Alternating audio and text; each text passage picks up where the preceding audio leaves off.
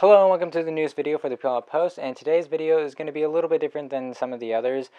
We actually filmed this video the same day we filmed the Oscar nomination reactions video, and this is actually very unplanned. So Alec and I were just talking back and forth about our thoughts about the Oscar nominations, and the Joker got brought up, and we just started going back and forth about how is a good movie, how is a bad movie, and if it lets out a positive or negative message. And him and I were both had very different views and thoughts about the film. And Troy also comes in, another staff member, and Lexi, they all give their opinion about it. And I think it was a very thoughtful and a very educational discussion on whether or not that movie should be taken as a positive thing or a negative thing. Obviously, it's just our opinions, but I think we had a really good discussion about it, and it ended up being a 30-minute one that wasn't even planned. So, you know, it's not as professional as some of our other stuff. But yeah, here's that video, and let us know what you think. I also, I love how much you're hating on Joker, but I don't know if it comes from a place of you just being like, this movie doesn't reach out to all those people. Like, I feel like you look on Twitter and you just get angry at all the people who are like, I relate to Joker. No, because I think that the... Because I can see it in your eyes, Alex. I can see the rage. No, well, because it angers me that movie, like... It's the same people that are like, Robert Downey Jr. deserved to be nominated for Endgame. No, he did not. He was fine. Whatever. That's the same concept with like my situation with Once Upon a Time in Hollywood. Like, I love the character that Brad Pitt played in that film, but like how well did he play that character necessarily compared to like other people? Because I like the character a lot, so I feel like I have that kind of bias of liking that character. And that's my thing, is that I like the Joker character. Mm-hmm. I think that they do a really good job of like making it like... Who doesn't want a Taxi Driver remake? Yeah, it's just that. It's just, you know, like the idea is like, like one bad day can make a bad guy. But like, and also I think that it's a very like misguided film in its message, where like we're rooting for him, but also I think we're painting like a revolution from like the bottom up. I think we're painting that in a bad light. Yeah. And I think that right now in America, I don't think that that's the, like, I don't think that's what we should be painting. What? Nothing. I don't think we should be painting the picture of like a revolution of like people who can't, because a lot of it is like the Joker not being able to afford health care, is not being able to afford good housing. He's like disabled, and then we paint him as the bad guy, but also like, is he a good guy? It's very, I don't understand the way they take it. I mean, you could just take it as entertainment, I guess. There's that. But I do think there's messages. I think there's purposeful messages. Yeah, in there but that's you. Like, there is you. I don't think you can take that movie for entertainment's sake. Mm-hmm. I think that he was trying to say something, and it does not come across. Like I think that you look at a movie like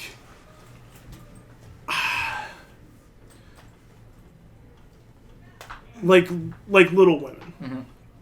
I think you take that and you say they're trying to say that women are more than just housewives, and you know they give up their dreams to become mothers, you know? Yeah.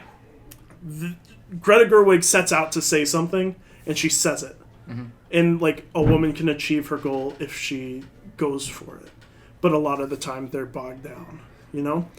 She sets out to say something, and she says it. I think Todd Phillips goes out to say something, and then, like, forgets that the Joker is a bad person, and that he is a bad guy, and that he is supposed to be the villain. Mm-hmm. And then, you know, now he's... What are we supposed to think? I think it was because with every kind of good villain, you kind of with a lot of good villains like Thanos, for example, you kind of have to understand why they're doing what they're doing, and you kind of have to sympathize with it. You have to understand, like, oh, I understand why you're doing this. You're just going about it the wrong way. And that's kind of how Joker is. Like, he's going through all this, and a lot of other people are too, but he's someone who's going about it the wrong way. And you kind of see that when, he kills Robert I think that's where it got, like, misinterpreted by a lot of people, because they, like, stood by, like, what he did and stuff like that. I mean, you do sympathize with him before he starts doing, like, the crazy stuff. You're like, man, I feel bad for him, But he just goes about dealing with these situations in the wrong way. Yeah, and I think that's a great point. I think it's also one of those things where, like, I also think this is what makes it a good film, because you have disagreements with kind of... I honestly think that my, like, disdain for the film is not the film itself. I don't think it's I think it's a fine movie. Mm-hmm. I don't think it's great. I think my disdain is with people who say it's a masterpiece and then go on Twitter and are like, the dance of you the just Joker. don't understand it. You don't understand. Like, no, I understand what he's trying to do. Yeah. I don't think you understand what he's trying to do. It's not good. He sticks him in a fridge. What is that? You're just doing something for, like, is this filming? Yeah. We can make this a dumb video, to be honest. Okay, well, I we're just doing something for sake, Yeah. Just it's in there because I'm trying to say something. You're not, I don't feel like you're saying anything. I feel like you're just putting Joaquin Phoenix in a fridge. And then, like, I think that there is good stuff there. I think when... I think part of the fridge thing, though, is, like, you kind of... No, there's certain parts in that film where you kind of, like, have to talk about, is this the point to where... Because, like, the film establishes that he's an unreliable narrator. Because, like, you see things, and then it comes out to not be true. Yeah. When he goes in the fridge... is that the point to where everything else after that is not real? Like, everything after that, he gets a phone call from the... Because he wakes up in his bed, he gets a phone call. Is everything after that not real? Is it all just, like, in his head? Or, there's different parts of that film. Like, is everything after he shoots Robert De Niro's character, is everything after that all in his head? Like, once that ambulance hits him, did he really die in that? And then everything else after that? Or is everything in the whole movie pretty much not real? Because it mentions that he was in an asylum before that, before everything. So was it just that the entire time, and, like, the whole thing has just been him, like, in that therapy session? I think that the best thing that film does is, I think there's a lot to be said about the fridge scene. I think there's a lot to be said. Let's make a whole video about the fridge scene. I think there's a lot to be said about the fridge scene. I think there's a lot to be said about the 3 separate times where we're slowing down to... And I think there's a lot to be said there, because, like, people... I like when he was going down the stairs, there's this one tweet, and it was like, the dance of the Joker, the dance of Frida, the descent into madness. I think it's kind of like any other film, though. We talked about Knives Out and the twist and that. These scenes are either going to work for you or they're not, and it's going to determine whether or not you like the movie or not. But I think that the most effective scene in that movie is when he goes into the fridge, Domino's house. No, the lady that he thinks he's been going on dates with. Mm-hmm. Oh. When he goes into her house and he's sitting on the couch and she's like, "You're not in the right house." That was really effective. That was a Fight Club moment. That genuinely, like, sent a chill up my back, because I was like, oh, because back in my head I'm like, that's not actually happening. But then it loses everything, because then Todd Phillips goes, oh, my audience is a bunch of idiots, so now I'm gonna play all the scenes, but he's just gonna be talking to himself. Like, you just can't trust the audience, I guess. Well, and then going along with the stuff that works for people or doesn't, because that whole thing kind of gets tied up in that one scene. You never know what happens, like, after that. Yeah. Like, but there's a scene after that where he's, like, sitting on the couch and you just hear, like, sirens coming. It kind of begs the question: does he kill her, or does she just call the cops? There's, like, a lot of that. That's where I attribute to, like, the fridge scene too. There's, like, did he just kind of commit suicide in the fridge in a way, and then everything after that's just not real. Yeah. But in a way, the film kind of like destroys itself, because if it comes out the sequel, then yeah, I guess that fridge scene, he just got out of the fridge at some point and went to bed. Yeah, you know what? I genuinely think that it's people like us having conversations about it, and then just Todd Phillips sitting back like, oh man, I really just made a dumb movie that just played all the way through. None of it was supposed to be taken like as a symbol. It was just like, it was just me. There's a good argument for I was watching a review for Scout's Guide to the Zombie Apocalypse when that movie came out, and they were talking about how the inconsistencies of zombies, like some of them can run and do backflips and stuff, and someone was like, maybe they like have the skills they did when they were a human.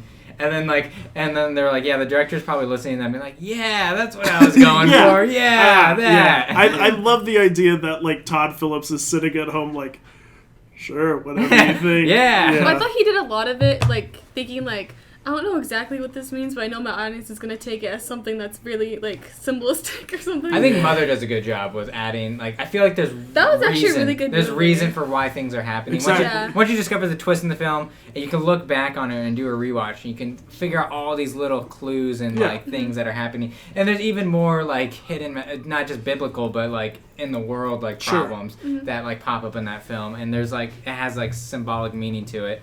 So I think that does a really good job for that. But I also think it begs the question, I mean, all the symbolic meaning in Joker, does it you're watching a guy who is obviously not healthy. Mm-hmm. Does the things he does do they have to make sense in a way? Yeah. I mean, getting in a fridge seems weird to us, but like, you know, I went and took photos at my sister's work, which is a dementia home, and there was like a lot of things that I just thought were weird that didn't make any sense. Yeah. So does that... But I guess to argue against that, I get where you're coming from. Like, you're making a movie and you're supposed to... Yeah. I understand. Everything I feel like you put in a movie should have some type of context or add something should to the have film. meaning. Yeah, because other than you're just wasting your audience's time if like... Yes, and so when and that's what my problem with Once Upon a Time in Hollywood was. I feel like nothing mattered really in the entire movie. Because I remember after seeing that movie, like I talked to someone, he was like, oh, don't spoil it for me. I'm like, I can literally tell you everything that happens in that movie other than like the last 20 minutes, and it would spoil nothing for you. Yeah. So that idea of just meaning, we could probably exhaust ourselves with talking about this. Okay, now onto the Medea movie. Joking, but that's a piece of art. I'm gonna turn this into its own video. It's gonna be our Wednesday video. All right. So thank you all for watching. Is Joker a masterpiece or not? No. I don't think it's necessarily a masterpiece, but I do think it. I think it does hold. I think it's less dumb than you're making it out to be. I feel like the way people Wednesday. overhyped it made it more, like, gave it more controversy. Troy, you can't see him on camera, but what do you think about the Yeah. Joker? Quick little synopsis. I felt like it was a really good movie, and I feel, as someone my brother has ADHD. That's not necessarily a mental illness, but I see some of those same ADHD and the Joker, same thing. Vic, I'll take you out right now. I should scroll in the camera. Just sit in front of the camera. Hey. You know, like him getting into the fridge, it makes sense because this is someone with mental issues who doesn't know how to handle his emotions and doesn't know how to handle his stuff, and so he shuts himself in the fridge to cool down, to get away from all this outside trauma. And maybe he just sticks himself in the fridge because Todd Phillips is a jerk. Possibly. Possibly. I feel like you got two fridge supporters right here. I know. I feel like the movie made a point, and I got it. I understood it.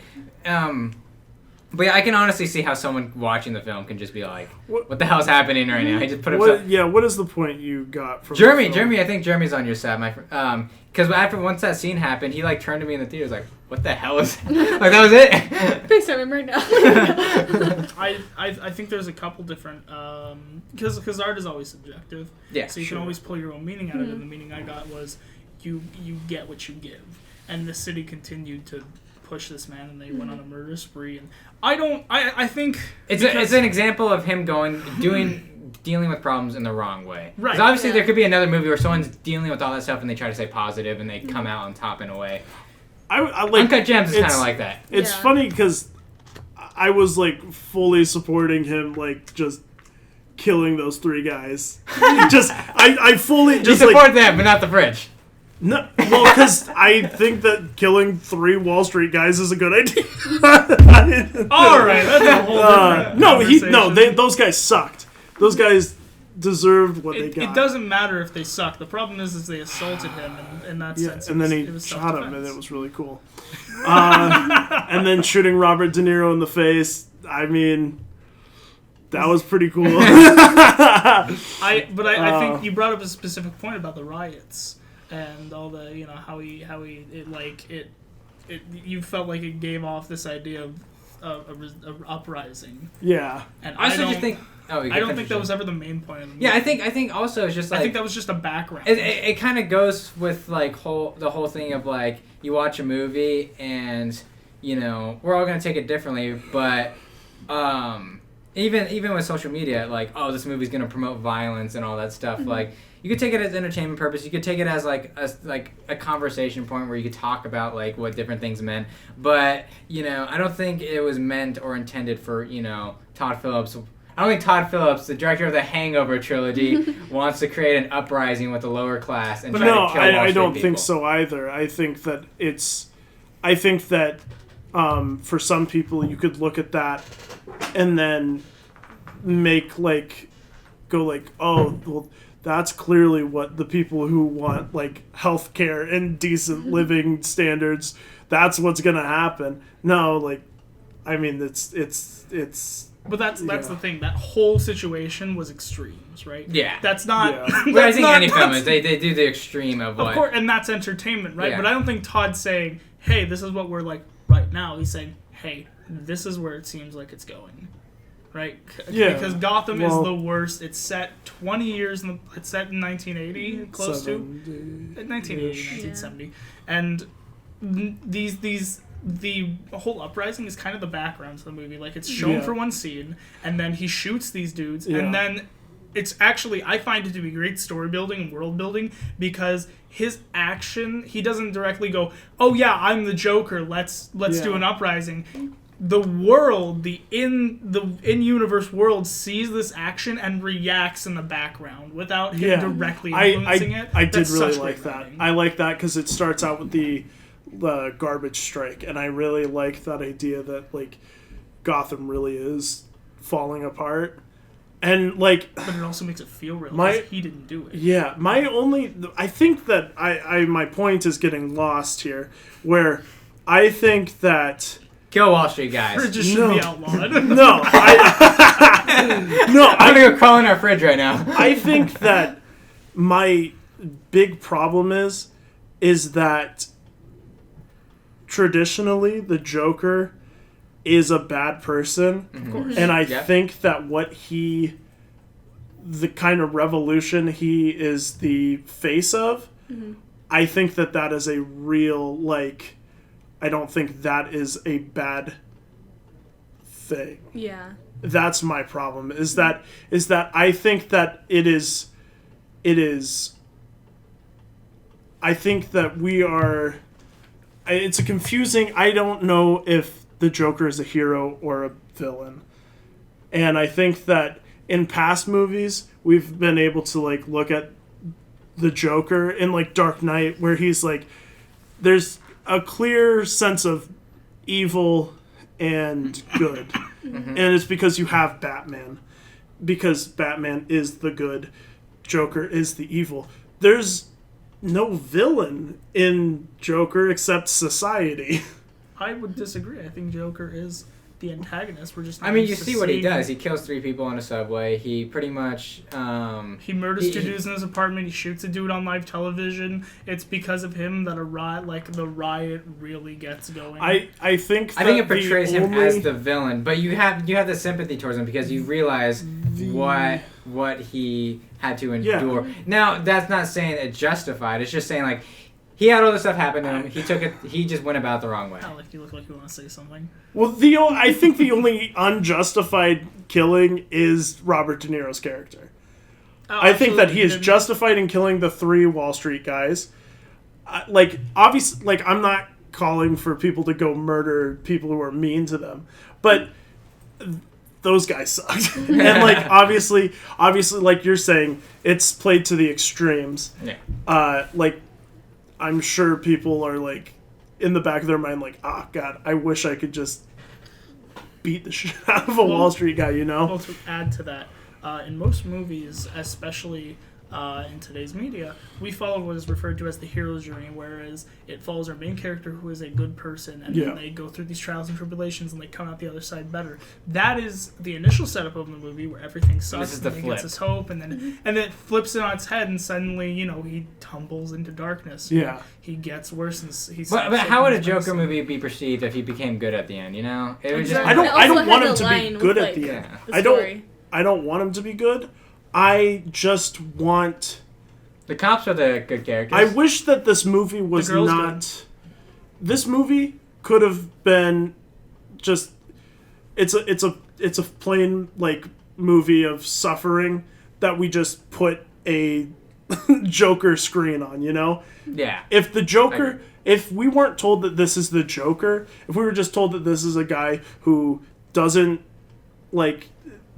Is living a very unfair life, is beaten up every day, is like suffering, his mom's dying, he doesn't have anybody in his corner. If we were told that and we weren't told it was the Joker, my problem is that the Joker automatically makes it like a bad person, you know? Yeah. Because the Joker, we are conditioned to know that the Joker is the ultimate villain. And so, and I, like, up until the, like, killing of Robert De Niro's character, he is doing actions that, yes, are evil, but, like, justified evil, in a way. Like, the guy that breaks into his apartment, or he doesn't break in, he comes in, invites them in. but, like, he kind of comes threw him into under his the bus. Yeah. I don't know if it was justified killing him. I don't know. All right, we're running out of time, so we're going to wrap this up. All right, so thank you all for watching that. Let us know what you guys think about the Joker, whether or not it lets off a good message or bad message. Tell us if you liked it or not. Tell us what your thoughts about it getting nominated for 11 Oscars, which is the most nominations this year for a film. And please like, share, subscribe, and join us this Friday for our movie review of 1917. All right, see you guys all later.